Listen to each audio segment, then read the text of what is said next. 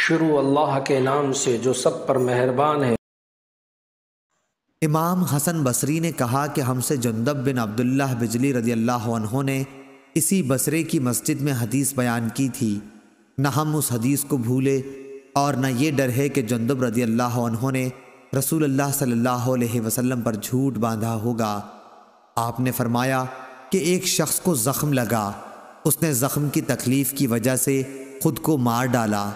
اس پر اللہ تعالیٰ نے فرمایا کہ میرے بندے نے جان نکالنے میں مجھ پر جلدی کی، اس کی سزا میں جنت حرام کرتا ہوں۔ صحیح بخاری حدیث نمبر 1364۔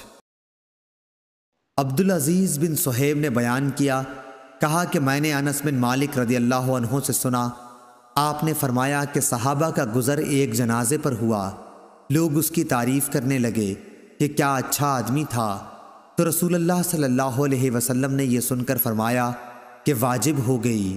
پھر دوسرے جنازے کا گزر ہوا تو لوگ اس کی برائی کرنے لگے۔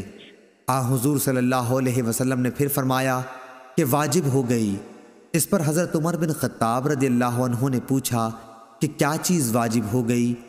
حضرت صلی اللہ علیہ وسلم نے فرمایا کہ جس میت کی تم لوگوں نے تعریف کی ہے اس کے لیے تو جنت واجب ہو گئی، اور جس کی تم نے برائی کی ہے اس کے لیے دوزخ واجب ہو گئی۔ تم لوگ زمین میں اللہ تعالیٰ کے گواہ ہو۔ صحیح بخاری حدیث نمبر 1367۔